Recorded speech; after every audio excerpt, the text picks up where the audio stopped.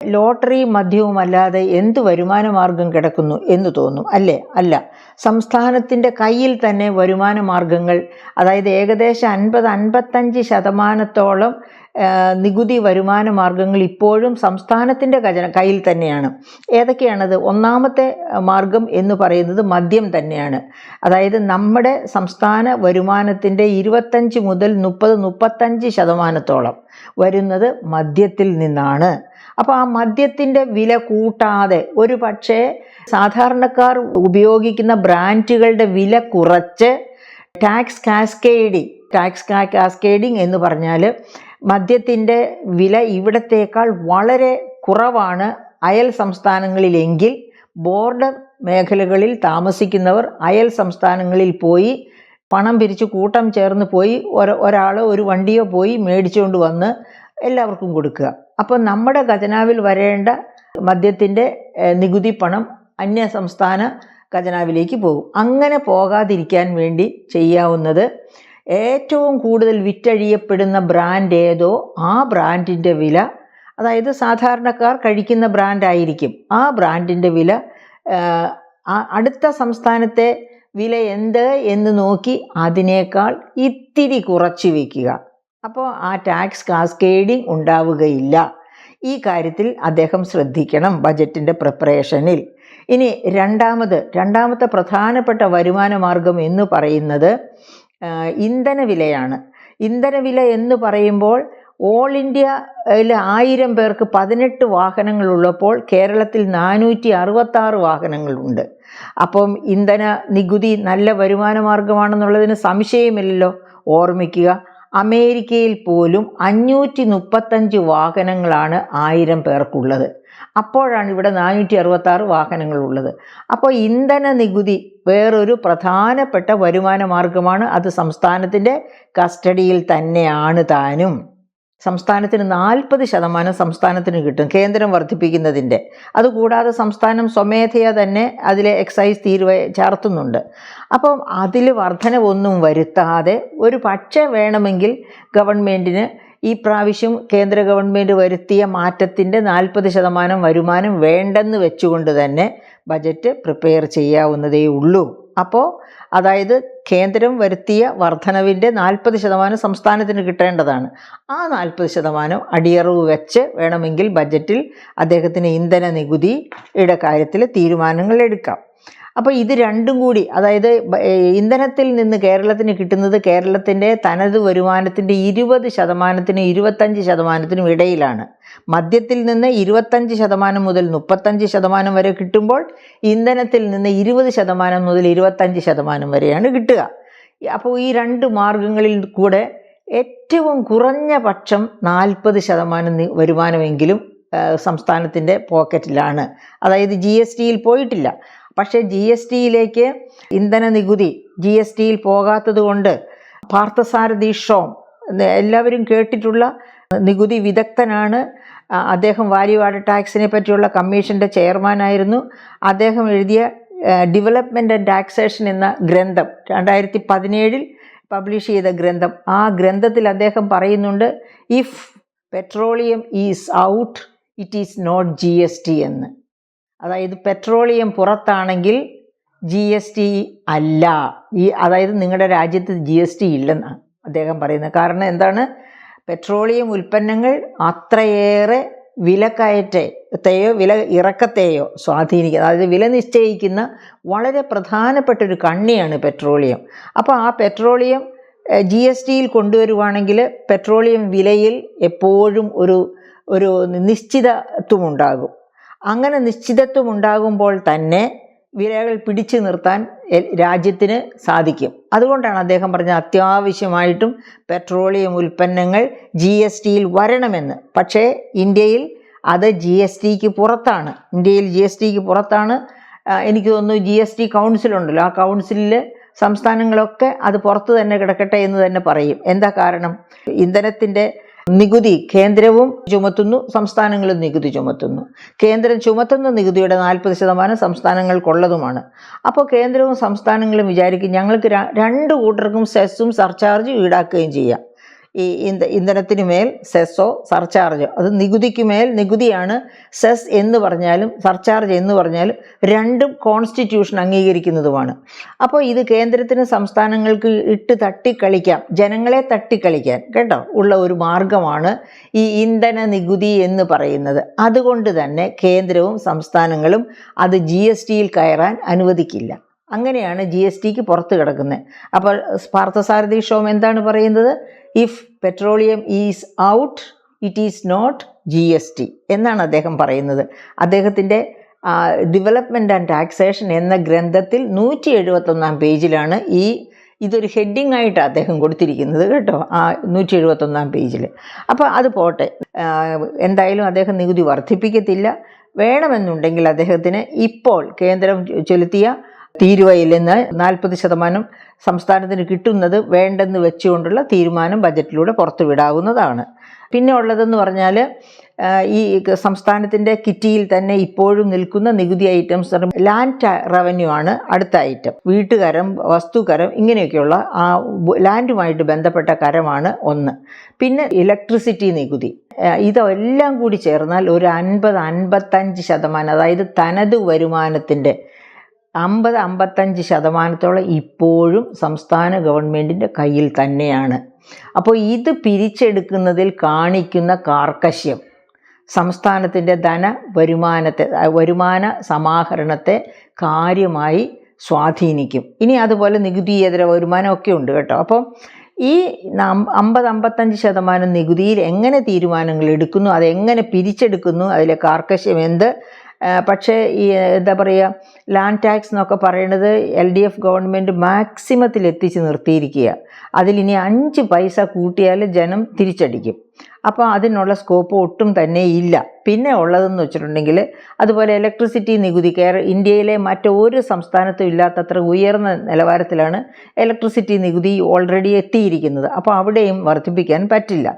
അപ്പോൾ ഗവൺമെൻറ്റിന് കൈവയ്ക്കാവുന്നത് എന്ന് പറയുന്നത് ഇന്ധനവും മദ്യവുമാണ്. അവിടെയും വലിയ കാര്യമായിട്ടുള്ള വർധനവിനുള്ള സ്കോപ്പില്ല. മദ്യത്തിൻ്റെ കാര്യത്തിൽ ഞാൻ പറഞ്ഞതുപോലെ വില കുറഞ്ഞ മദ്യം, സാധാരണക്കാർ കഴിക്കുന്ന മദ്യത്തിൻ്റെ വിലയിൽ ഇത്തിരി വിലക്കുറവ് ഏർപ്പെടുത്തുന്നതായിരിക്കും ബജറ്റിന് നല്ലത് എന്നാണ് എൻ്റെ അഭിപ്രായം. പിന്നെ ഇന്ധനത്തിൻ്റെ കാര്യത്തിലാണെങ്കിലും സർക്കാരിന് വലിയ സ്കോപ്പൊന്നുമില്ല. അപ്പം ഗവൺമെൻറ്റിൻ്റെ കയ്യിലുള്ള നികുതി വരുമാന മാർഗങ്ങൾ ഒക്കെ തന്നെ ഏകദേശം സ്റ്റാഗ്നേഷനില്ല. അതായത് LDF ഗവൺമെൻറ് അതിൻ്റെ ഉച്ച സ്ഥായിയിൽ എത്തിച്ച് നിർത്തിയിരിക്കുക. സംസ്ഥാനത്തിന് വലിയ സാധ്യതയില്ല. പക്ഷേ ഉള്ളത് കൃത്യമായി പിരിച്ചെടുത്ത് ഒരു തരത്തിലും അനാവശ്യ ചെലവുകൾക്ക് വേണ്ടി, ദൂർത്തിനു വേണ്ടി ചെലവഴിക്കാതെ മുന്നോട്ട് പോവുകയാണെങ്കിൽ, നമ്മൾ നേരത്തെ തന്നെ പറഞ്ഞല്ലോ മദ്യത്തിൻ്റെ കാര്യം, മദ്യത്തിൻ്റെ നികുതിയൊക്കെ കൃത്യമായിട്ട് പിരിച്ചെടുക്കാം. അവിടെയൊക്കെ തരികിട പണികളൊക്കെ കാണിക്കുന്നുണ്ട് ബിവറേജസ് കോർപ്പറേഷനും ഒക്കെ ചേർന്നിട്ട്. അപ്പോൾ അതിനെയൊക്കെ കർശനമായി നിയന്ത്രിച്ചുകൊണ്ട് മുന്നോട്ട് പോവുകയാണെങ്കിൽ ആ തരത്തിൽ കിട്ടാവുന്ന വരുമാനം നന്നായി സമാഹരിക്കാൻ പറ്റും. അതിന് കഴിയുമെന്ന് തന്നെയാണ് ഞാൻ വിചാരിക്കുന്നത്. അപ്പം ഈ സംസ്ഥാനത്തിനകത്ത് നിന്ന് പിരിച്ചെടുക്കാനുള്ള സാധ്യതകൾ ഇങ്ങനെയൊക്കെ ആണെങ്കിലും ലോട്ടറി വഴിയുള്ള വരുമാനം അതെങ്ങനെ വർദ്ധിപ്പിക്കാമെന്ന് ആലോചിക്കാം. ഇപ്പോൾ ഉദാഹരണത്തിന് വേണമെന്നുണ്ടെങ്കിൽ ബഹുമാനപ്പെട്ട മുഖ്യമന്ത്രിക്ക് താല്പര്യമുണ്ട് എങ്കിൽ പ്രിയദർശിനി ലോട്ടറി എന്നൊരു ലോട്ടറി പുതുതായിട്ട് കൊണ്ടുവരാവുന്നതാണ്. പ്രിയദർശിനി ലോട്ടറി കൊണ്ടുവന്ന് അത് ട്രാൻസ്പോർട്ടിൽ, അതായത് സ്ത്രീകൾക്ക് സൗജന്യ യാത്ര ട്രാൻസ്പോർട്ടിൽ കൊടുക്കുന്നതിൻ്റെ അധിക ചെലവുകൾ വഹിക്കാനുള്ള പണം സമാഹരിക്കാൻ പറ്റും. അതുമാത്രവുമല്ല, അങ്ങനെ ലോട്ടറി കൊണ്ടുവരുമ്പോൾ ഈ സ്ത്രീകൾക്ക് സൗജന്യ യാത്ര കൊടുക്കുന്ന സമയത്ത് സ്വകാര്യ ബസ് റൂട്ടുകൾക്കുണ്ടാകാവുന്ന നഷ്ടം, ആ നഷ്ടം ഒരു പരിധി വരെ സഹായിച്ചു കൊടുത്തില്ലെങ്കിൽ, സംസ്ഥാന ഗവൺമെൻറ് സഹായിച്ചു കൊടുത്തില്ലെങ്കിൽ അത് പിന്നെ ബസ് സമരമായിട്ടും മറ്റു പല രീതികളിലും സംസ്ഥാനത്തിൻ്റെ ക്രമസമാധാനത്തെ അലോസരപ്പെടുത്താൻ സാധ്യതയുണ്ട്. ക്രമസമാധാനത്തെ മാത്രമല്ല, ആകെ ഉൽപാദനക്ഷമതയെ അലോസരപ്പെടുത്താൻ സാധ്യതയുണ്ട്. അപ്പം അതിനുള്ള വഴികൾ ആലോചിക്കുമ്പോൾ ഇങ്ങനെ ഈ പ്രിയദർശിനി ലോട്ടറി എന്നൊന്ന് തുടങ്ങിയാൽ, കാരുണ്യ ലോട്ടറി ഓർത്താൽ മതി.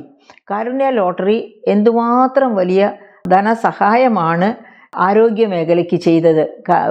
അതായത് 5 മാരകമായ രോഗങ്ങൾക്ക്, ഹൃദയത്തെ, അതുപോലെ കിഡ്നിയെ, ലിവറിനെ ഒക്കെ ബാധിക്കുന്ന രോഗങ്ങൾക്ക് ഉള്ള പാവപ്പെട്ടവരുടെ ശുശ്രൂഷയ്ക്കാണ്, ചികിത്സയ്ക്കാണ് കാരുണ്യ ലോട്ടറി പണം ഒഴുക്കിക്കൊണ്ടിരിക്കുന്നത്. ഇപ്പോൾ അത് നിലച്ചിരിക്കുകയാണ്. കാരണം ബഹുകോടികളാണ് കുടിശ്ശിക വരുത്തിയിരിക്കുന്നത് സർക്കാർ. അപ്പം ഇതാ എൻ്റെ കയ്യിൽ ബജറ്റ് ഡോക്യുമെൻ്റ് ഇരിക്കുക. ബഹുകോടികളാണ് കുടിശ്ശിക വരുത്തിയിരിക്കുന്നു പറയുമ്പോൾ നമുക്ക് വേണമെങ്കിൽ ഒന്ന് നോക്കാവുന്നതേ ഉള്ളൂ. 2025-26 ധനവർഷം പ്രതീക്ഷിച്ച, അതായത് ഈ ബജറ്റ് ഡോക്യുമെൻറ്റിൽ ചേർത്തിരിക്കുന്നത് BE budget expectation, budget estimate എന്നൊക്കെ നമുക്ക് കണക്കിലെടുക്കാം. 14,121.14 കോടിയാണ് ലോട്ടറിയിൽ നിന്ന് പ്രതീക്ഷിക്കുന്നത്. അതിൻ്റെ കാരുണ്യ ലോട്ടറിയിൽ നിന്ന് മാത്രം എത്ര എന്നത് ഇവിടെ വകതിരിച്ച് പറഞ്ഞിട്ടില്ല. എങ്കിലും 14,000 കോടിയിലധികം ലോട്ടറിയിൽ നിന്ന് വരുന്നു എന്നാണ് അതിൻ്റെ അർത്ഥം. അപ്പോൾ നമ്മൾ ഇങ്ങനെ ഒരു ലോട്ടറി, അതായത് ശ്രീ പ്രിയദർശിനി ലോട്ടറി എന്നൊരു ലോട്ടറി തുടങ്ങുകയാണെങ്കിൽ ഈ ലോട്ടറിയിൽ നിന്നുള്ള ആകെ വരുമാനത്തിൽ തീർച്ചയായിട്ടും ഒരു വലിയ വർധനവുണ്ടാകും. കാരണം സ്ത്രീകൾക്ക് സൗജന്യ യാത്ര എന്ന് പറയുന്ന ആ ആശയം സ്ത്രീകളെ ആദരിക്കുന്ന ആരും ഇഷ്ടപ്പെടുന്ന ആശയമാണ്. അപ്പോൾ അതുകൊണ്ട് തന്നെ ആ ലോട്ടറി ഒരു ടിക്കറ്റ് എടുക്കാം, അല്ലെങ്കിൽ 2 ടിക്കറ്റ് എടുക്കാം എന്ന് വിചാരിക്കാനുള്ള സാധ്യതയുണ്ട്. അത് തന്നെ ആ ലോട്ടറിയുടെ വിജയത്തിന് കാരണമാകും. അത് മാത്രവുമല്ല, അതായത് പലതരം ലോട്ടറികൾ നമുക്ക്, ഉദാഹരണത്തിന് കാരുണ്യ ലോട്ടറി ഉണ്ട്, അതോടൊപ്പം തന്നെ വിഷു ലോട്ടറി ഉണ്ട്, ഓണം ബമ്പറുണ്ട്, അങ്ങനെ പല ലോട്ടറീസ് ഉണ്ട്. അതിൻ്റെ കൂടെ ഒരു ലോട്ടറിയും കൂടെ കൊണ്ടുവരുന്നതുകൊണ്ട് പ്രത്യേക വകുപ്പോ പ്രത്യേക അപ്പോയിൻമെൻറ്റ്സോ പ്രത്യേക ചെലവ് ഒന്നും ഉണ്ടാകുന്നില്ല. അപ്പോൾ ഇപ്പോൾ നിലനിൽക്കുന്ന ലോട്ടറി സിസ്റ്റത്തിൽ തന്നെ ഒരു ലോട്ടറിയും കൂടി നടത്താവുന്നതാണ്. എന്ന് വെച്ചാൽ അതിൻ്റെ കാര്യക്ഷമത കുറച്ചുകൂടി വർദ്ധിക്കുമെന്നർത്ഥം.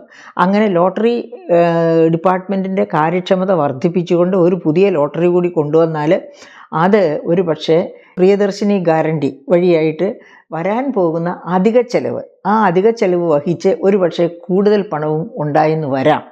അപ്പോൾ ആ തരത്തിലേക്ക് ആലോചിക്കാവുന്നതേ ഉള്ളൂ ഈ ബജറ്റിൽ ബഹുമാനപ്പെട്ട മുഖ്യമന്ത്രിക്ക്.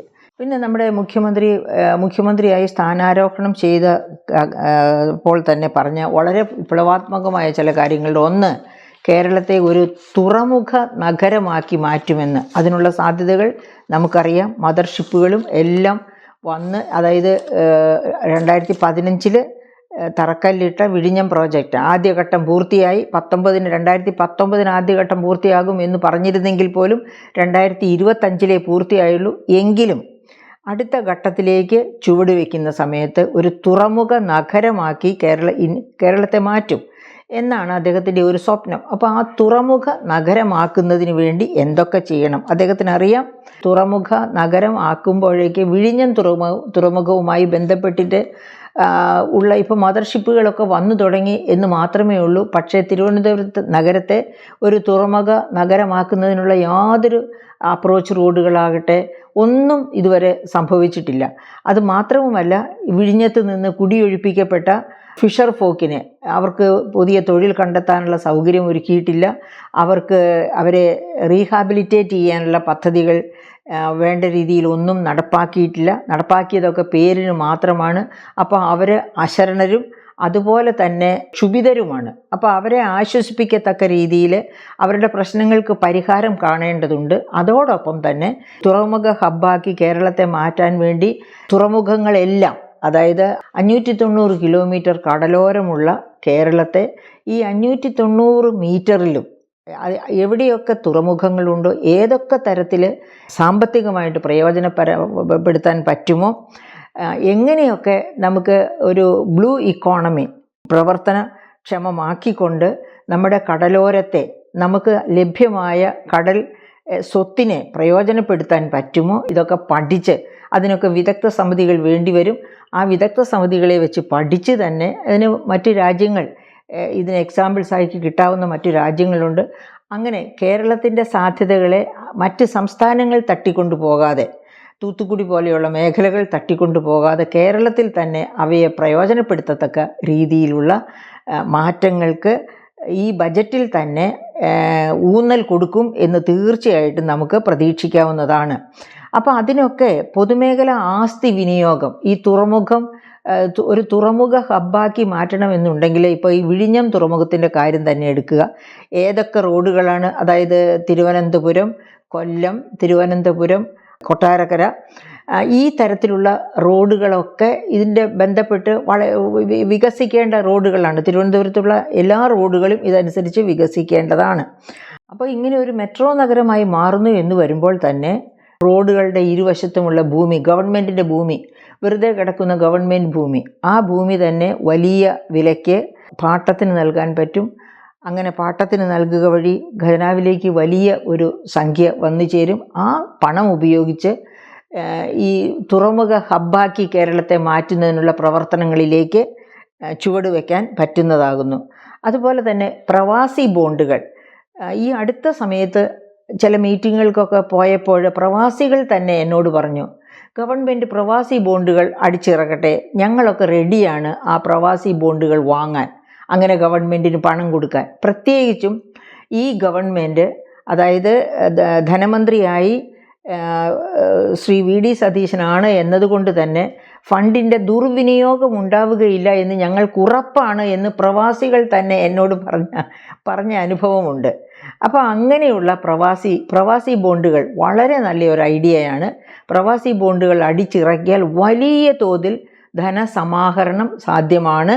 അങ്ങനെ ധനസമാഹരണം സാധ്യമാണ് എന്നതുകൊണ്ട് മാത്രം നമ്മൾ വികസിച്ചു എന്ന് പറയാനൊക്കില്ല. അതിൻ്റെ ഓരോ പൈസയും വളരെ ഉൽപാദനക്ഷമമായ രീതിയിൽ പ്രയോജനപ്പെടുത്തണം.